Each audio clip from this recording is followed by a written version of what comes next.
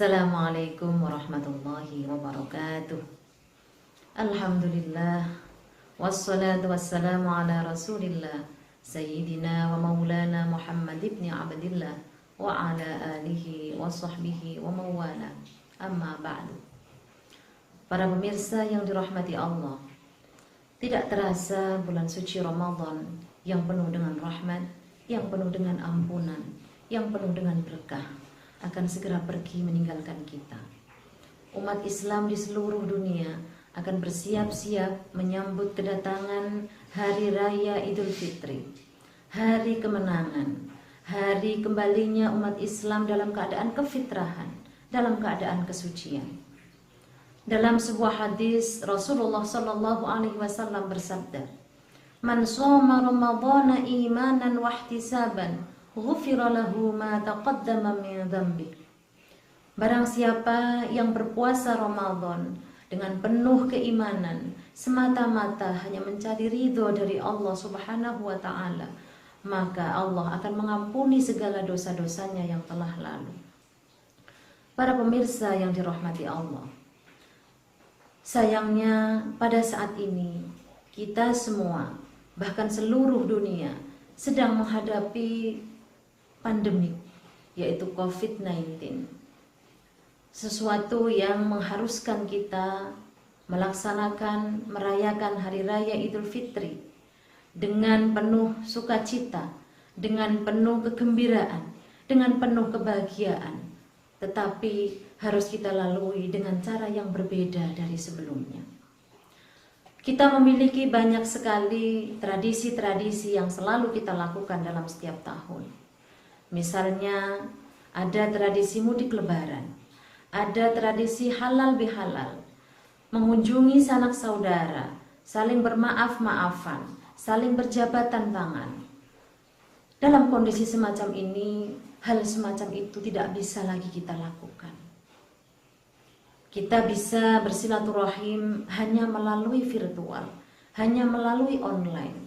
Kita bisa menggunakan perangkat digital untuk menghubungkan satu dengan yang lainnya. Begitu juga dalam melaksanakan sholat Idul Fitri. Biasanya kita selalu berjamaah di masjid, kita berjamaah di lapangan. Tapi dalam kondisi saat ini, pemerintah memberikan anjuran agar kita melaksanakan sholat Idul Fitri di rumah kita masing-masing bersama dengan keluarga kita. Kondisi semacam ini tentu membawa dampak yang berbeda. Tentu ada makna tersendiri di balik kondisi semacam ini. Terutama bagi seorang perempuan, terutama bagi seorang ibu. Bagaimana dampak yang dialami oleh seorang ibu dalam kondisi semacam ini? Ada beberapa hal yang bisa kita lihat, bahwa seorang perempuan dalam kondisi semacam ini tentu harus lebih ekstra, harus lebih mempersiapkan secara mental, secara lahir, secara batin. Karena hampir setiap aktivitas domestik akan melibatkan peran perempuan yang lebih dominan. Kondisi semacam ini tentu saja membawa dampak secara psikis, bahkan juga secara fisik, kelelahan, secara sensitif, ya.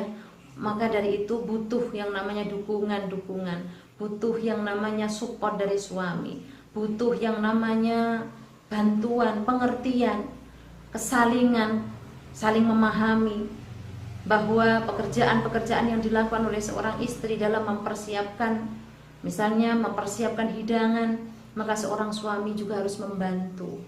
Minimal dia ada untuk meringankan beban dari seorang istri. Dalam konteks yang lain, tentu saja kondisi semacam ini juga membawa dampak yang besar bagi kita semua. Apa saja kira-kira makna yang terkandung di balik kondisi saat ini? Ada beberapa hal.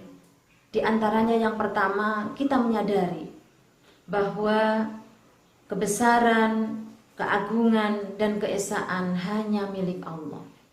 Manusia hanya bisa berusaha, hanya bisa berhusnudzon, hanya bisa berpositif thinking, bahwa segala sesuatu yang terjadi adalah memang atas dasar kehendak dari Allah, atas dasar keinginan dari Allah untuk menguji hambanya seberapa besar kesabaran oleh hambanya. Dalam suatu ayat dalam surat Al-Baqarah 155 disampaikan, wala yabluwannakum bisyai'im minal khaufi wal ju'i wa naqsim minal amwali wal anfusi wath thamarat wa basyiris sabirin. Dan sungguh akan aku berikan cobaan, akan aku berikan ujian kepadamu semuanya, dengan sedikit kelaparan, dengan sedikit ketakutan, dengan sedikit kekurangan secara material, kekurangan secara jiwa, dan juga kekurangan buah-buahan. Fabasyiris sabirin, maka sampaikanlah kabar gembira kepada mereka yang mau bersabar. Para pemirsa yang dirahmati Allah, kita memahami betul bahwa COVID-19 ini adalah bagian dari cara Allah menunjukkan kebesarannya. Kita sebagai manusia hanya bersabar, harus bersabar menerima. Semoga apa yang kita lakukan, berkat kesabaran yang kita lakukan, membawa hikmah yang besar bagi kehidupan kita ke depan.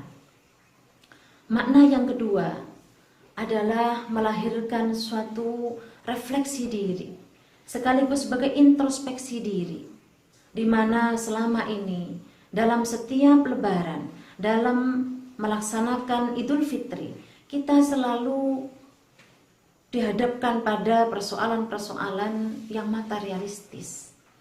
Kita biasanya berlebih-lebihan di dalam mempersiapkan segala sesuatunya. Kebanyakan dari kita biasanya lebih pada sifat konsumerisme, terutama di hari-hari terakhir di bulan suci Ramadan. Kita sering menemukan bahwa tempat-tempat yang selalu ramai adalah tempat-tempat perbelanjaan, seperti pasar, seperti mal, seperti pusat-pusat jual beli. Orang lebih banyak mencari baju-baju baru, lebih banyak mengumpulkan makanan-makanan yang banyak sekali, sehingga mengurangi nilai, mengurangi makna dari Idul Fitri itu sendiri. Bahwa sesungguhnya Idul Fitri adalah suatu anugerah dari Allah, rahmat dari Allah yang diberikan kepada umat Islam sebagai bentuk rahmatnya karena telah melaksanakan puasa selama 1 bulan penuh. Untuk itu momentum ini harus kita jadikan sebagai momen untuk hidup sederhana. Kita tidak berlebih-lebihan lagi di dalam mempersiapkan segala sesuatunya. Makna yang ketiga yang bisa kita ambil adalah menumbuhkan solidaritas kemanusiaan dan kasih sayang kepada sesama manusia. Kita menyadari betul bahwa COVID-19 ini membawa dampak yang begitu luas, terutama pada persoalan ekonomi dan sosial. Dengan adanya COVID ini, kita menemukan ada banyak saudara-saudara kita merasa kekurangan. Untuk itu harus tumbuh kesadaran dari diri kita untuk bisa meringankan beban mereka, untuk lebih bisa menyayangi mereka. Pemerintah memberikan bantuan kepada rakyatnya, yang kaya memberikan bantuan kepada yang miskin, yang kuat memberikan keringanan kepada yang lemah, yang mayoritas juga menyayangi yang minoritas. Hal ini tentu saja sejalan dengan hadis Rasulullah, khairun nasi anfa'uhum linnas, bahwa sebaik-baik manusia adalah yang paling bermanfaat untuk sesamanya.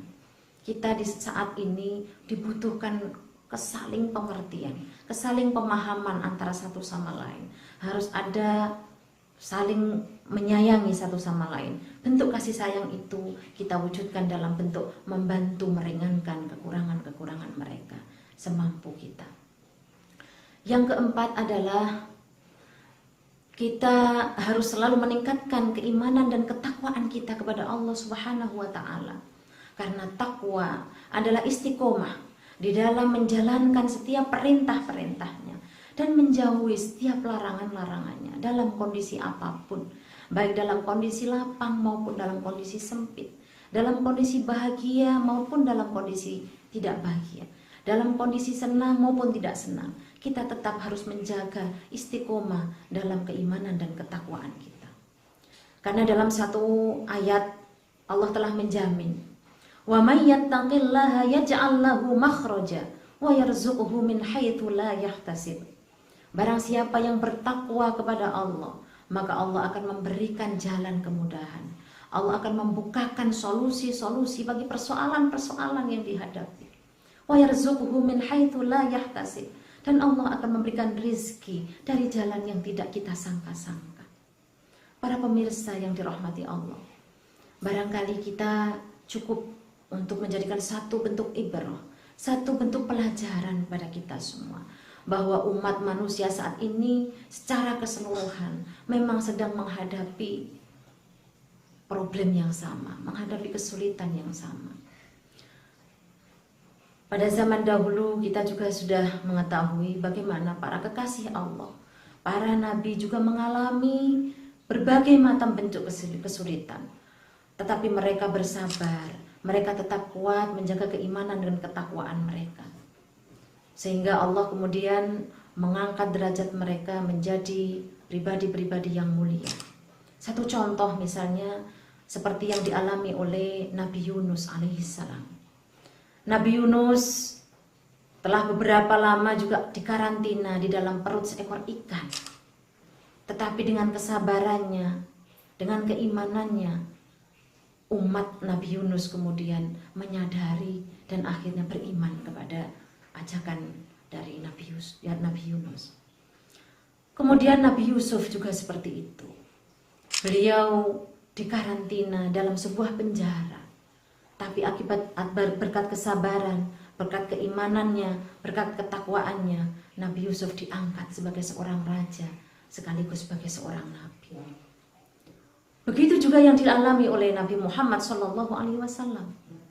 Beliau melakukan kontemplasi, melakukan karantina di sebuah gua, yaitu di Gua Hira.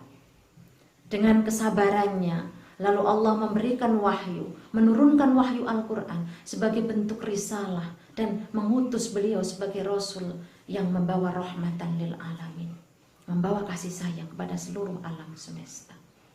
Para pemirsa yang dirahmati Allah, dari yang kita sampaikan tadi bisa memberikan satu gambaran bahwa kalau kita mampu bersabar, kalau kita mampu kuat dalam menjaga keimanan dan ketakwaan kita, maka insya Allah kita akan mendapatkan kemuliaan. Semoga dengan kondisi semacam ini Allah mengampuni dosa-dosa kita, Allah memuliakan derajat kita. Setelah COVID-19 ini selesai, kita akan menghadapi satu hikmah yang luar biasa dari Allah Subhanahu wa Ta'ala. Semoga Allah mengampuni semua dosa-dosa kita, mengampuni semua dosa-dosa kedua orang tua kita, mengampuni dosa-dosa anak-anak kita, mengampuni dosa-dosa saudara-saudara kita sesama muslim. Dan semoga Allah menghindarkan kita dari berbagai macam bentuk bahaya, berbagai macam bentuk penyakit, berbagai macam bentuk fitnah. Dan mudah-mudahan Allah menyelamatkan kita dalam kehidupan di dunia dan juga di akhirat.